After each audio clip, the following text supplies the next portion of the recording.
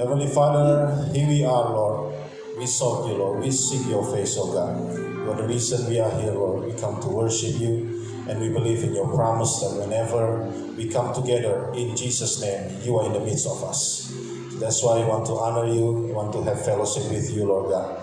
Father, may you bless each one of us, open up our spiritual ears, so we will listen not only what we can hear physically, but what the Holy Spirit will say to each one of us.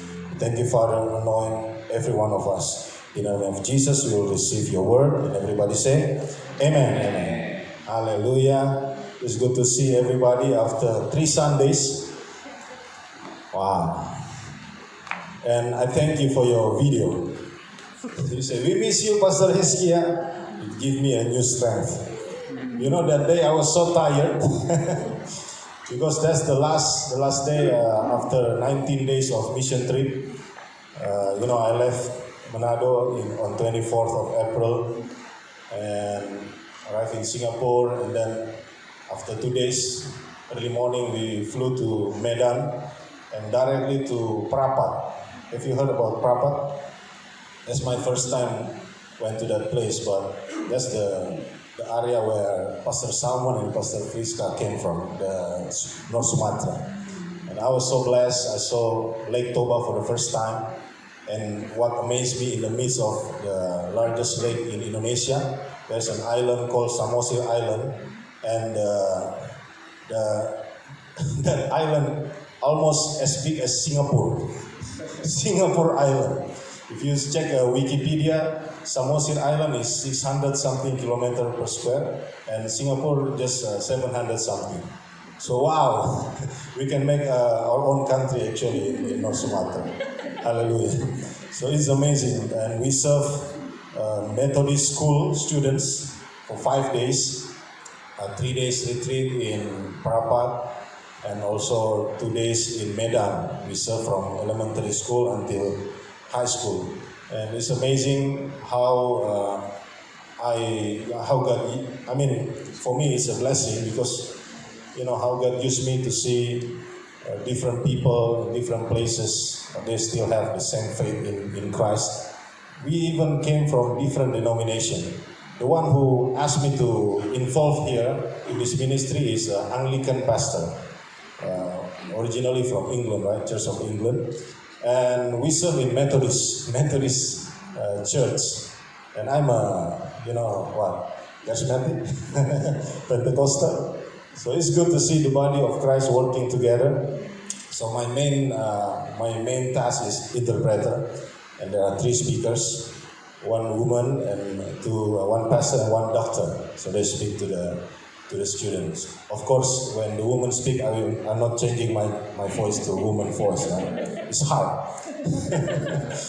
And then I'm supposed to come back to Manado on Friday the 3rd. But you know what happened? The airport closed because of the second eruption of the Mount Ruang.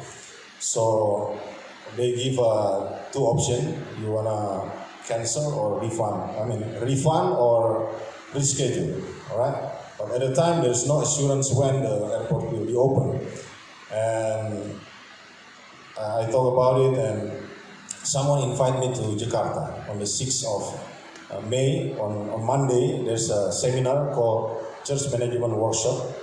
And I pray, and I feel in my heart like this is the season for me to have a divine connection with different people.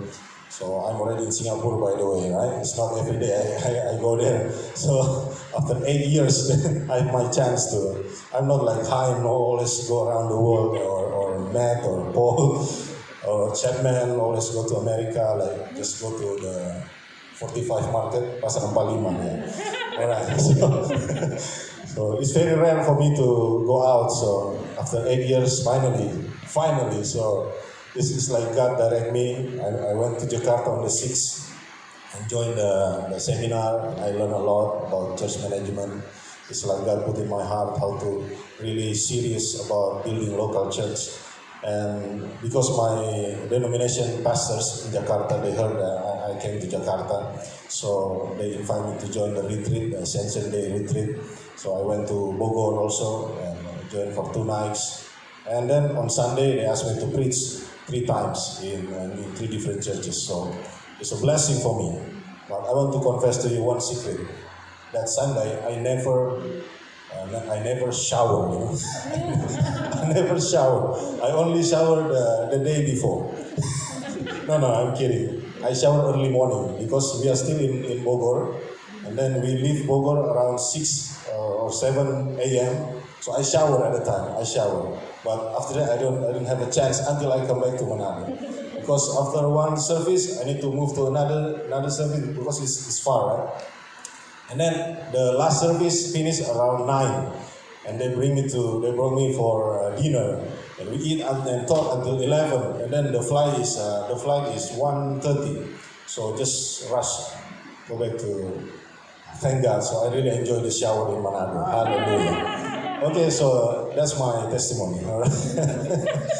Because every third week we have testimony, right? So I don't ask anybody, I just share my own testimony. So, all right. And today is a special day because all around the world, especially in Indonesia, we celebrate Pentecostal Day of the outpouring of the Holy Spirit.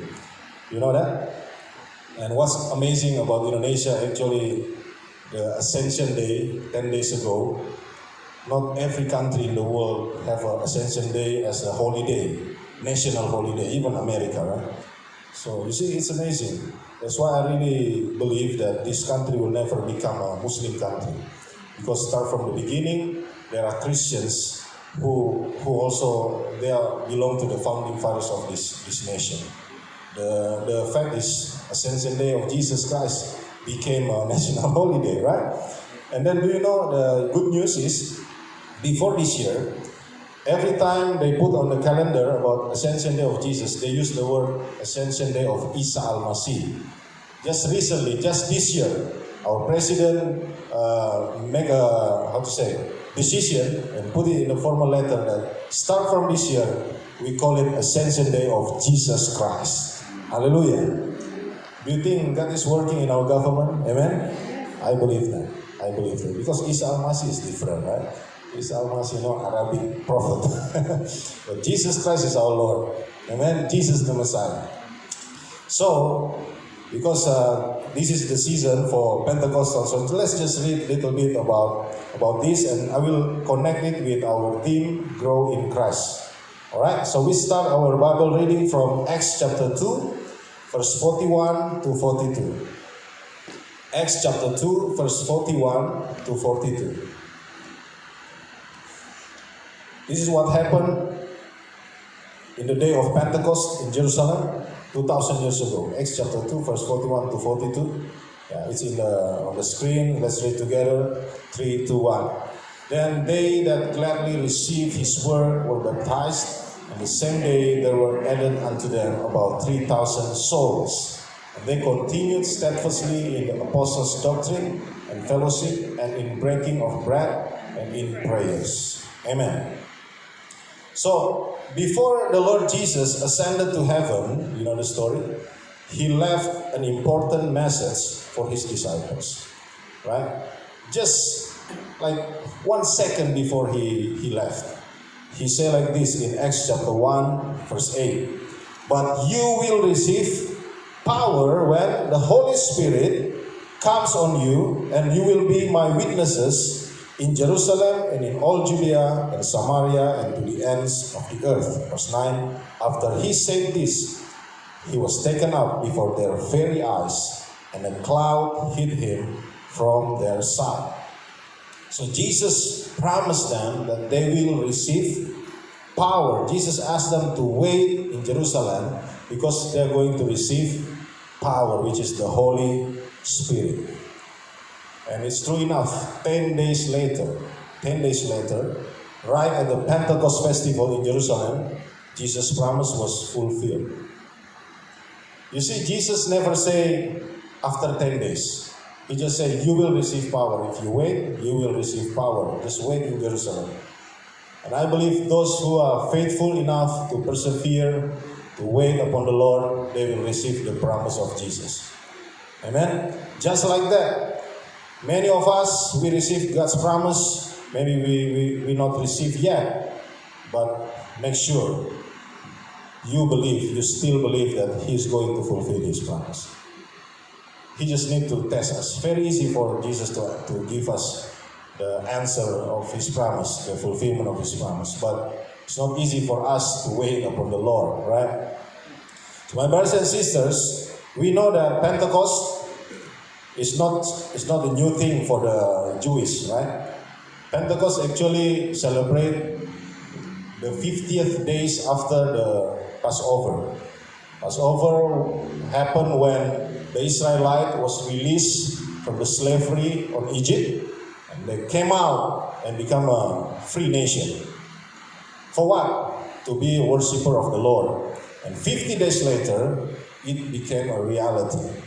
They were under the Mount of Sinai, or whatever. And then Moses went up. The Lord invited Moses to go up, and Moses went up and received the Torah, the 10 Commandments. That's exactly on the day of Pentecost. They call it here a Shavuot, all right, or Oraya Festival. That's what they name it. But basically we call it Pentecost because Pentecost means the 50th day. The 50th day after the Passover. Exactly after Jesus' resurrection, 50 days later, the Holy Spirit was poured out on the day of Pentecost. That's why the Pentecost have a new meaning for us. It's not about the Torah anymore. It's about the Holy Spirit, the new covenant. Hallelujah. So it's powerful event. And then some significant things happen on the Feast of Pentecost in Acts chapter 2. There are 3 things. The first one is the outpouring of the Holy Spirit. Believers who wait with one accord in prayer together experience a supernatural experience. We call it the outpouring of the Holy Spirit, the Holy Spirit comes like what? Like tongues of fire and spread out and rest on each of them. Alright? It's not a real fire, it just looks like tongue of fire. You know, when I read this, I just try to meditate. I just think the reason why the Holy Spirit comes like fire. Why not like dove? Remember when Jesus was baptized in Matthew chapter 3? Yeah, if I'm not mistaken. The Holy Spirit came like a dove. Why not in Jerusalem he came just like a dove? Like a fire. Is it like God want to show up, like show off something spectacular? I believe there's a meaning. Amen? And I remember another event when God appeared like a fire, when He appeared through the burning bush to who? To Moses. Like a fire. So what's the similarity between the disciple in Jerusalem and Moses? What's the purpose of fire? To make you warm, to make you burn, to make you on fire again. And then I remember, actually when God appeared to Moses, at the time Moses' heart was already cold, you know. I mean, from the beginning he knew his calling to bring freedom to his nation. That's why he killed the Egyptian who tried to, try to do bad to his people, right? He killed them because I believe he know in his heart. But because of that, he became wanted and he ran away. 40 years later, maybe at the time he already accept his position. I know, no, I'm just an ordinary man, and I don't have nothing to do with become the leader of my nation anymore. But God came like a fire, the burning bush. It's like, for me, the message is like to ignite his heart again, to burn his heart again, his cold heart, to bring this passion again to fulfill God's calling in his life. The disciples, they were cold already. After they saw the death of Jesus, everybody scattered, like everybody ran away. They just locked themselves. Some of them went back to their own life, right? They became a fisherman. And even Jesus appeared to them in different occasions, but they still don't have this boldness. You know? And Jesus said, just wait for the power of the Holy Spirit. And the Holy Spirit came like fire to burn their heart again, to ignite their calling again, to give them this supernatural boldness to speak and preach the gospel without fear. Wow. I hope for each one of us, sometimes we follow the Lord for a long time, there's up and down, and like I think last week, Pastor Friska preached about trials that sometimes makes us, become difficult to do whatever God wants us to do. But you know what? The Holy Spirit is always available to ignite your heart again, to give us again this passion, to do His will. Amen? Because He comes not only with fire, but with a supernatural ability that when you do God's work, nothing is impossible for you because God is with you. But it's more difficult to do than to say, right? That's why we need to keep, to be filled by the Holy Spirit. Keep to be led by the Holy Spirit. That's our challenge actually. Our challenge is not to be a superhero in this world, but to keep close with the Holy Spirit because He's the one who will lead us. Amen? So that's the lesson from the outpouring of the Holy Spirit like tongues of fire. Another thing that happened in Acts chapter 2 is Peter's sermon. Peter boldly got up and preached the gospel of Jesus Christ in front of thousands of people with a loud voice. Remember when someone approached him during when Jesus was accused, when Jesus was in the court, when he wanted to speak, he speak very small, and he don't want everybody to know that he's the follower. He was one of the disciples of Jesus. But at this time, it's like Peter say, "I don't care anymore about my own life. This all I want to do is to preach the gospel," and he preached it in a loud voice. Amazing. It's because of the Holy Spirit. Peter's sermon, he said like this in Acts chapter 2, verse 36. "Therefore, let all Israel be assured of this. God has made this Jesus, whom you crucified, both Lord and Messiah." Wow. It's a very bold statement. He knew at the time, like, just anytime someone will come and, catch me and, and bring me into just like what they did to Jesus and maybe crucify him. He knew when he speak this, he knew in his heart, but he just don't care. Because it's not him anymore, it's the Holy Spirit who worked fully in him. It's a supernatural thing. And the result is the birth of the early church. That's the result. 3,000 people, approximately, the Bible says, approximately 3,000 souls were baptized, and since then they have united, shared, and persevered in the teachings of the apostles, in fellowship, while breaking bread and praying. Every day they also gather in the temple and their respective homes. In turn, they eat together with joy, with sincerity. What a wonderful thing happened among the early church at that time. It's all because of the Holy Spirit. So I like to connect this with our theme this month, right? Grow in Christ. Say with me, grow in Christ. You see, the growth experienced by the disciples and the early church, it was a supernatural growth, initiated and worked out by the Holy Spirit. Right? Initiated and worked out by the Holy Spirit. In fact, Holy Spirit's primary role is to cause us to grow in Christ. It's very easy if you prepare a sermon like this, grow in Christ. Okay, I will give you 10 ways to grow in Christ. Like, this is all you can do to grow in Christ. Right? I can just Google it.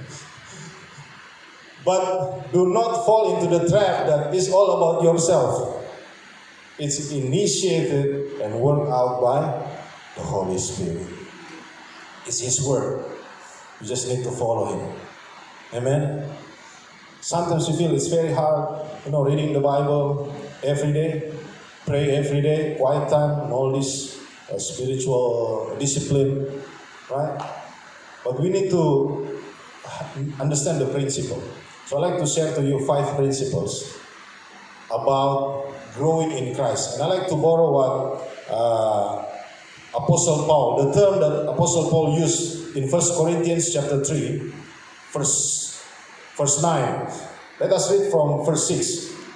1 Corinthians chapter 3, verse 6 to 9. I planted the seed, Apollos watered it, but God has been making it grow. You see, these people, they planted, they water, but it is God who make it grow. So neither the one who plants nor the one who waters is anything, but only God who makes things grow. The one who plants and the one who waters have one purpose, and they will each be rewarded according to their own labor. Verse 9.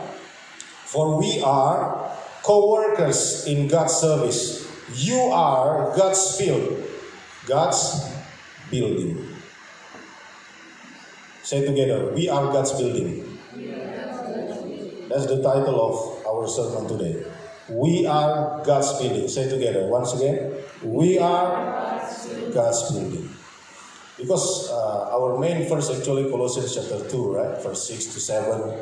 We learned this since 1 month ago. Rooted and built up in Him.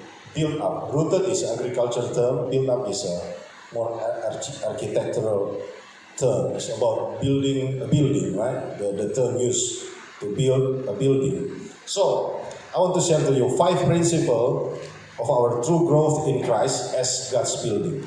Alright? Just imagine. Actually, I want to make a PowerPoint, but my computer keyboard is broken, so I cannot do anything. So just imagine. Make your own PowerPoint here. Alright? Just imagine, I'm a building, right? Whatever building, I hope it's like a castle or something great. Alright? And then that's us. Okay, God picture us in the Bible just like a building. And then the first principle we need to understand, who is the master builder, the architect. Hebrews chapter 3, verse 4. Hebrews chapter 3, verse 4. The Bible says, for every house is built by someone, but the builder of all things is God. So the first principle, the master builder is God. The growth or development of our lives is designed by Him. Some months ago, I met my friend after many years. I met him in the wedding. And then we were together in 2006 in a theological seminary in Manado.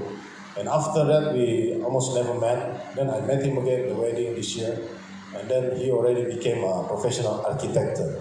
So I asked him, would you like to come and see my church? We need to do renovation. Would you like to do something like, give me some picture, what to do? Because I have no idea. Right? So he came and then he measured.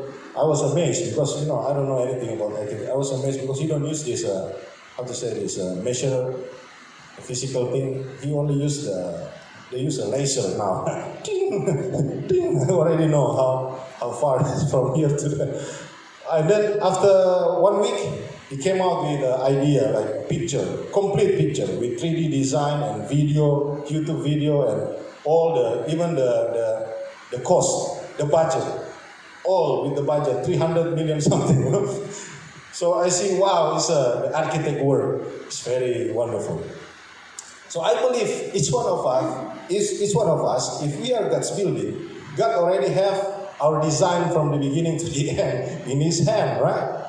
Psalm chapter 139, He say He's the Alpha and the Omega. He know the beginning from the end. He know the end from the beginning. He is the master builder. He's the architect, the grand architect of our lives. You can apply this in your personal life, in your family, in our ministry, in our church. Whatever it is that we like to build according to God's plan, God's design, that complete design already in God's hand. He's the architect. My church now still just like that. But the picture is the complete picture already there. So at least I can start to imagine and pray about it and go, according to the plan, the rule, right? So my brothers and sisters, sometimes we confuse because we don't have a connection with the master. We just don't know what to do, where to go. That's why even though 20 days in another country, but I still connect with God and God give me peace what to do. Even though I'm sad to see my boy keep saying, Daddy, I miss Daddy, and I see you guys, we miss you, Pastor. But I know what I'm doing, I'm in the right track. I meet godly people, build divine connection, learning from men and women of God. It's wonderful. So the first principle we need to understand about our growth in Christ is the master builder is God. And the second one, Matthew chapter 7, verse 24 to 25. Matthew 7, verse 24 to 25, the Bible says like this. Therefore, everyone who hears these words of mine and puts them into practice is like a wise man who built his house on the rock.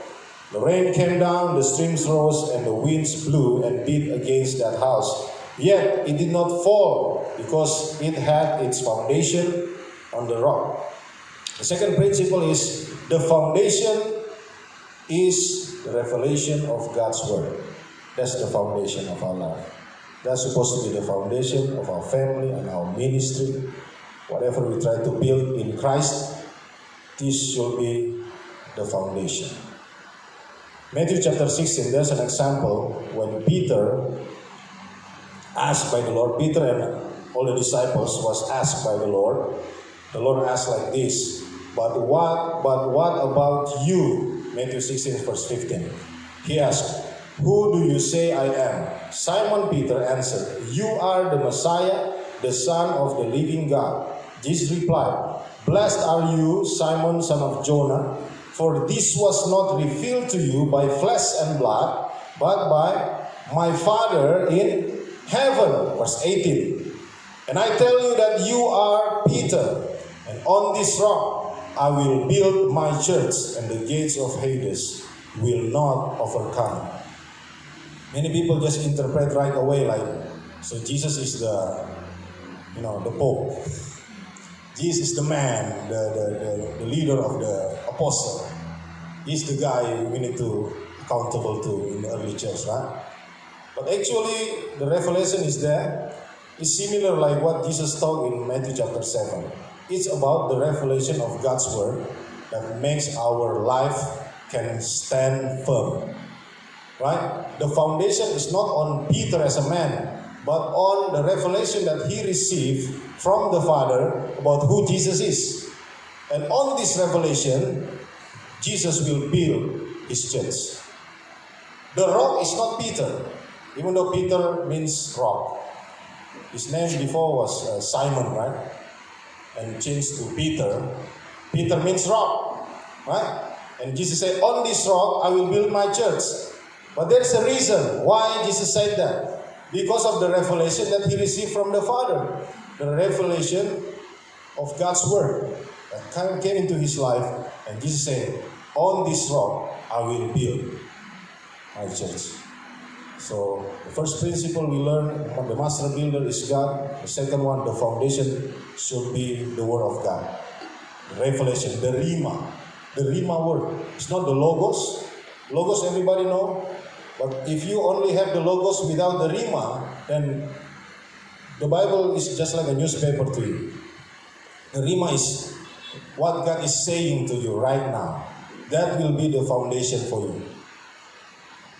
That's the only thing that can help us to stand firm, to help us to grow in Christ. That's why I'm so happy to see people doing Bible study, try to learn more and more. Because that's the only foundation that we can trust. Amen? That's the only foundation that the Bible says should be the foundation of our life. It's like a rock. If you do these words of mine and put them into practice, you are a wise man who built your house on the rock. Even though the rain came down, the trials, the persecution came, the winds blew and beat against the house, it did not fall because it had its foundation on the rock. So the second principle we learn, the foundations is the revelation of God's Word, the Rhema word. The third one, the cornerstone. This is wonderful. We sing about this just recently, just now. The cornerstone is Jesus. The cornerstone is important. I actually don't really, because I'm not into learning architect and all these building houses. I like to do, editing video, camera things, nothing to do with. So I need to learn about the cornerstone, the word, right? And then I found out this information. A cornerstone or setting stone is the first stone set in the construction of a masonry foundation. All other stones will be set in reference to this stone, thus determining the position of the entire structure. Wow, so the cornerstone is the first stone that they have to lay. Because from that, they will draw the line, they will measure everything to the side or to the top, and that's the measurement. The reference point is the cornerstone. All right? And the Bible says, Acts chapter 4, verse 11, Acts 4, verse 11, Jesus is the stone you builders rejected, which has become the cornerstone. It's actually taken from Psalm chapter 118, verse 22. The stone the builders rejected has become the cornerstone. The Lord has done this, and it is marvelous in our eyes. In another word, so the spiritual meaning is, Jesus should be our reference point. When you want to grow, you grow up, you grow to whatever direction, right? You grow large. Jesus should be your reference point. You need to fix your eyes on Jesus. Hebrews chapter 12, verse 2. With that, you will not go wrong. Because you can see many people, they look like large, whatever, large chest, large body. I gained 3 kilos anyway. Too much eating. So, when you grow, you need to make sure your reference is Jesus, right? It's not yourself, it's not a celebrity pastor, it's not whatever method, modern method we use.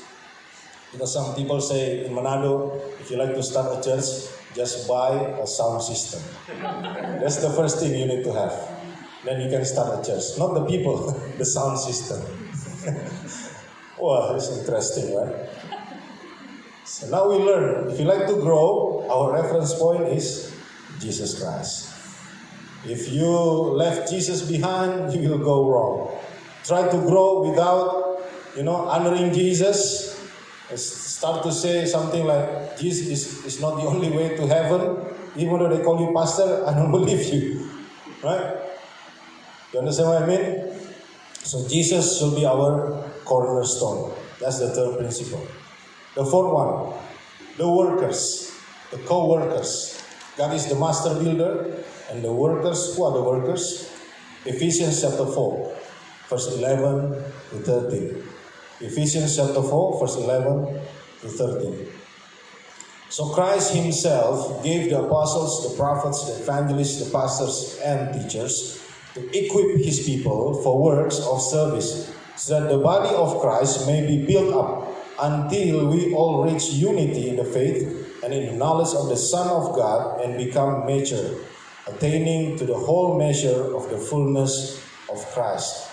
So the fourth principle, the workers are the fivefold ministry. This is according to the Bible. Alright? Those who are called to be involved in this fivefold ministry. We call it fivefold ministry. Fivefold ministry means, this term is not in the Bible, but we use it to explain about this apostle, prophets, evangelists, pastor, because there are five of the office. Yeah, we call it five office. And it is God who designed to establish people to be apostles, prophets, evangelists, pastors, and teachers, so that they can be the workers to build the body of Christ. All right. So if you are called to be a missionary, a teacher, a pastor, it's not with our own desire. It is God who chose us, who established us in this position. Not to be a celebrity, whatever, but to help the body of Christ. If you are famous but you are not helpful at all in the body of Christ, then it's useless. You might not ordained by God, maybe ordained by some organization only, but not by God, right? So if you believe that you are called by God to involve in ministry, then your purpose is to build the body of Christ. You understand? So, my brothers and sisters, the fourth principle is about the workers. The workers, talking about the growth in Christ, as the one who are called by God to involve in this ministry, you need to have a purpose in mind. My purpose is to build the body of Christ. You see, remember, the body of Christ is not only your church, your denomination. The body of Christ is all believers. Amen? All believers. Do not limit yourself to be used by God, because God wants to use you to build the global body of Christ. Because He's the one who said, when the Holy Spirit comes on you, you will be a witness to Jerusalem, Judea, Samaria, till the end of the world. There's no limit for God to use you, because He is the one who is the master builder, and He asks you to be His co-workers. That's why He anoint you, He equip you, He give you this revelation so that you can help the body of Christ to grow in Christ. Amen? So that's the principle that the Bible taught us. And the last one, how about the believers, just the general believers? Maybe we don't feel yet the calling to be involved in fivefold ministry. But how about us? What is our function? What is our position? Alright? That's the fifth principle. Let's read from 1 Peter chapter 2, verse 5. 1 Peter chapter 2, verse 5. You, in Amplified Bible, I read for you. It says like this. You believers, like living stones. Alright? You believers, like living stones, are being built up into a spiritual house for a holy and dedicated priesthood, to offer spiritual sacrifices that are acceptable and pleasing to God through Jesus Christ. So actually, every believers, we are the materials. All right, the materials of the building are every one of us. God is building his building, and He used every believers in this project.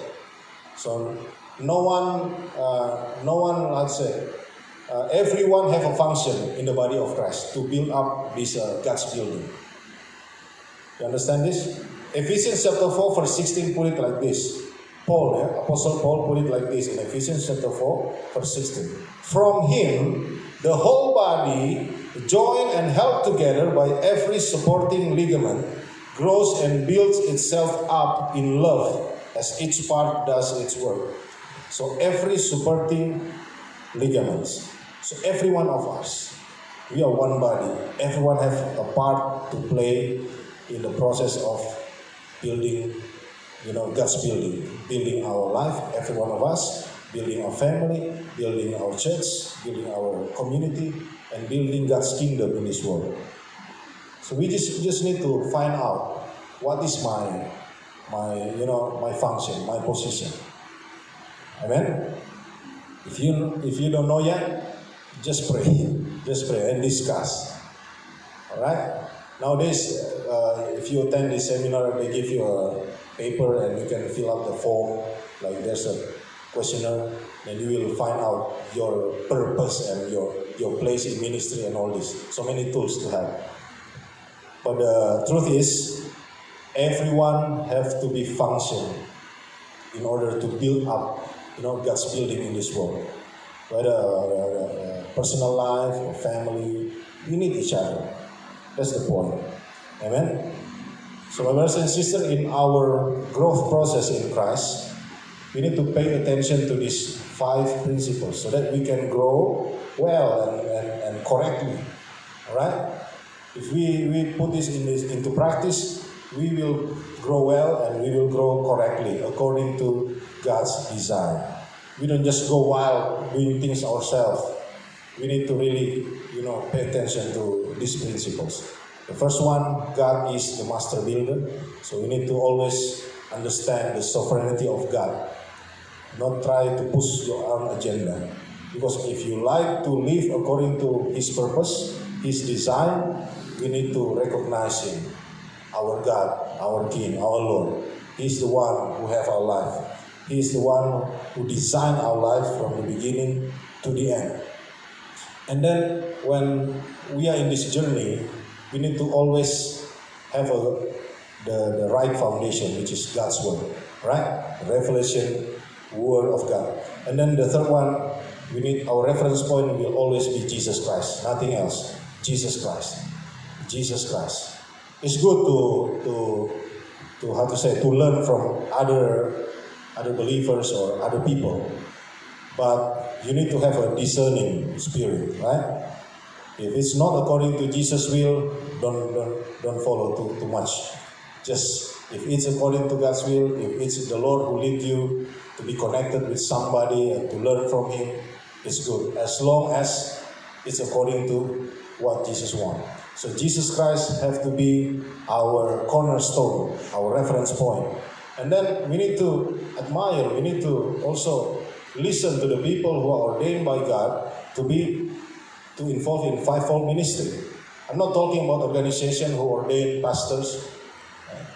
I don't know, is there any organization ordained apostle or prophet?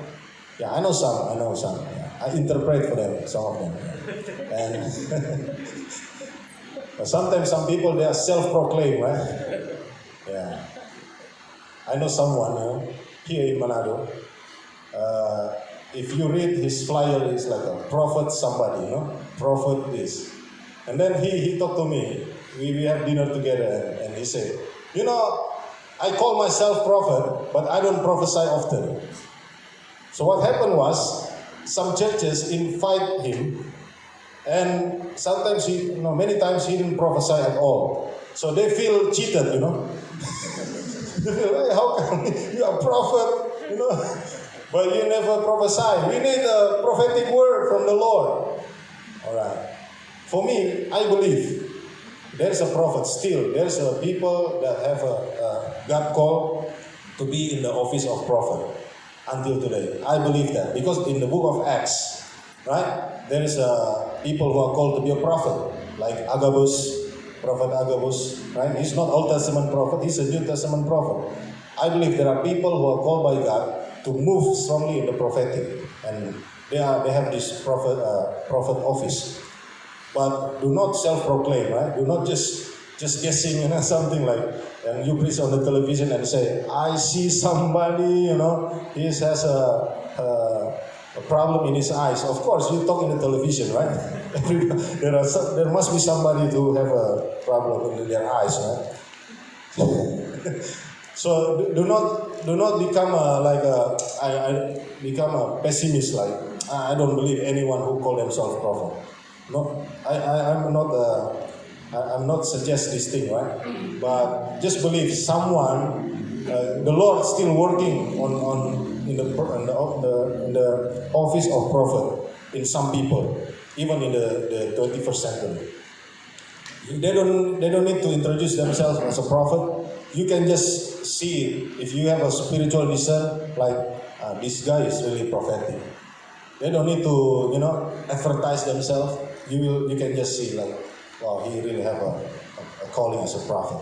That's how we discern, right? Even apostle, right? Even apostle. Many of them in Africa and India, but not this. Again, the principle is the same. It's not the self-proclaimed apostle, or even in Philippines, I saw there's an apostle, right? And even in Indonesia, anyway.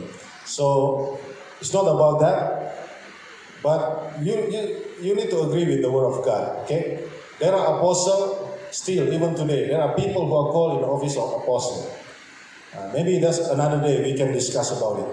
Which are the people who can be called apostle in what kind of specific ministry, something like that, right? Even evangelists and teachers and pastor. That's the easiest one, easier one to know, right? So okay, you're a pastor, you're evangelist, you're a teacher because you have a theological seminary background or whatever, right? But anyway, it's also not about that. It's not about the worldly qualification. It's about the Lord who ordained people in the spiritual realm to be in this office. And they are the one we need to really pay attention to. We need to learn the principle of God from these people. But in the same time, the Bible says, First Peter chapter 2, you are the holy nation. You also in the priestly anointing. You have the kingly anointing in you. You can discern. That's why spiritual discernment is very important nowadays, right? So that when you realize people, okay, this guy is, when I learn from him, I really receive something from the Lord. So you need to respect him. You don't say like, because I have a lot of experience. One time I stayed in a pastor's house, and at the time I was in high school, and I said, I'm going to a crusade. I need to worship the Lord, praise the Lord together in a crusade at the time in Klabat Stadium, Klabat Stadium. And then this pastor said, our church teaching is already higher than everybody. He said like that, no? We don't need to go to crusade anymore. We don't need to listen to any other preacher anymore. Because our teaching is already in in the 7th level or whatever. I mean, that's too, for me, yeah. Now, if I think about it, that's too arrogant. That's too proud. We still need to learn from each other. I don't believe God only choose one denomination or one church to fulfill His great commission in the whole world. I don't believe that. What I believe is we are all the materials to build God's kingdom. That's why we need to connect to each other. We need to help each other. That's why even though we are different nationalities, we need to understand people's position in the kingdom of God. We need to respect each other. Because it's not only us who will be used by God to expand His kingdom, but every one of us together. That's what the Bible says. So my brothers and sisters, as we have a passion to grow in Christ, to grow our family, to help our family to grow in Christ, our ministry, maybe our organization to grow in Christ, we need to understand these principles, right? So we will not become too proud of ourselves, even though we look like more spiritual than others. The Bible says even the smallest organ in your body, that's the most that you need to pay attention to, right? Right? So don't think you are too big and you don't need anybody. I don't believe that. I believe what the Bible says. And then the last element, this is very important to close this sermon. Every building, when they are still on progress, we need one person to supervise. In Indonesia, we call him mandor. Mandor, right? Who will watch over, supervise, just in case something go wrong, right? We need that person. And the Bible say there is the one who supervises all this progress to grow in Christ. And He is the Holy Spirit. He is the Holy Spirit. So He is the one who initiates and He's the one who works out. Without Him, we can go wrong. Without His leading, we can build wrongly. I can tell you. The Bible says He is our guarantor. He is our supervisor. He is our guardian. Wow. It's about the Holy Spirit in the end of the day, right? He is the supervisor, the guardian, the guarantor until God's word is completed in us. Amen? Until we receive everything He has for us. I ask a musician to come forward, and I will read for you this one verse before we close. 2 Corinthians chapter 1, verse 21-22. Now it is God who makes both us and you stand firm. Sorry, I read once again. Now it is God who makes both us and you stand firm in Christ. He anointed us, set His seal of ownership on us, and put His Spirit in our hearts as a deposit, guaranteeing what is to come. Even in 2 Corinthians 5, verse 5 also say, the Spirit as a deposit, guaranteeing what is to come. And one more Bible verse. I read for you. Ephesians chapter 1, verse 13 to 14. Ephesians chapter 1, verse 13 to 14. And you also were included in Christ when you heard the message of truth, the gospel of your salvation. When you believed, you were marked in Him with a seal, the promised Holy Spirit, who is a deposit guaranteeing our inheritance until the redemption of those who are God's possession, to the praise of His glory. So it's about the Holy Spirit in the end of days. Alright?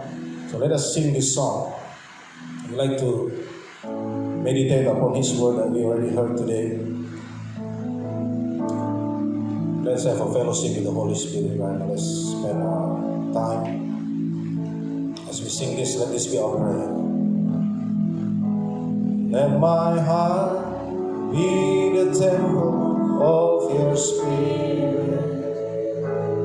Let our spirit feel the warmth of your embrace. Let me be a holy habitation where your Spirit is pleased to dwell. Sing one more time. Let my heart be the temple of your Spirit. Let my spirit feel the warmth of your embrace.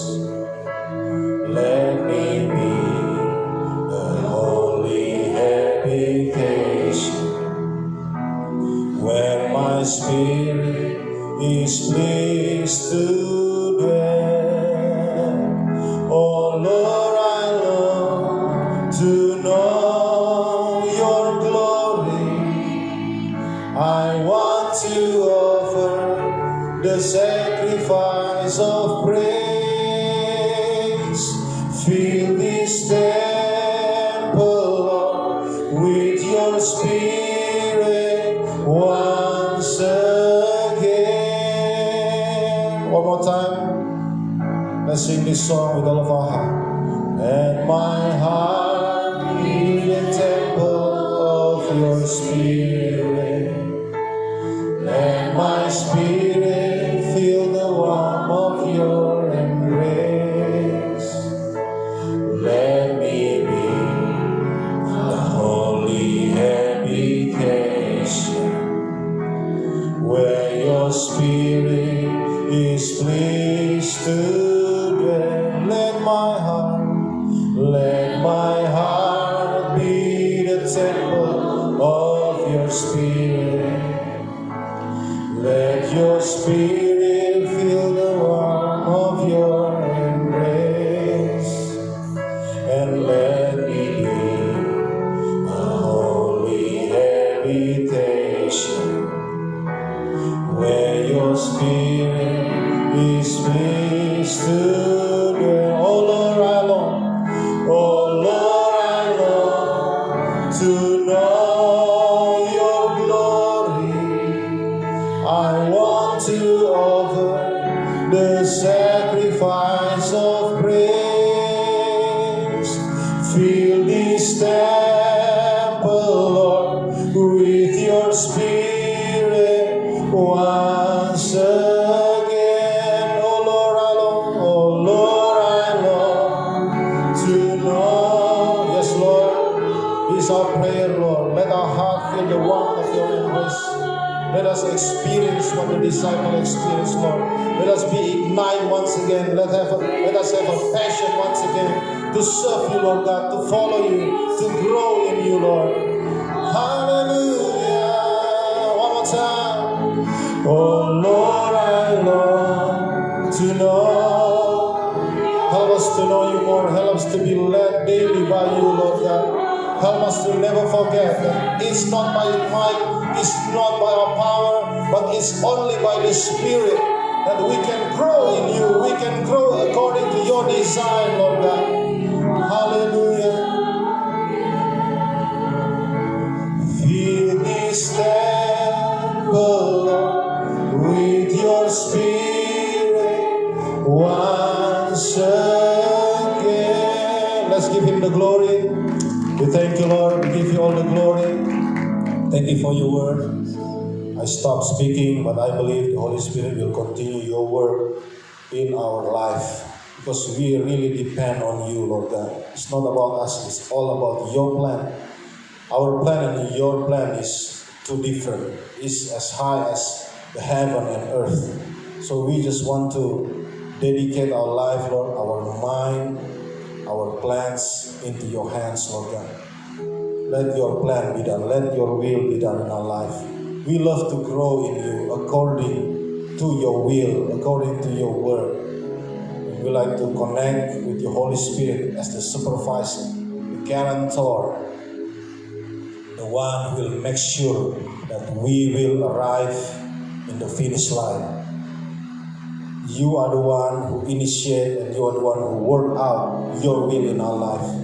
Help us, Lord, to not depend on our strength or our own mind, but depend on you and you alone. Thank you, Father. In the name of Jesus, we thank you for your word. Everybody say, Amen. God bless you.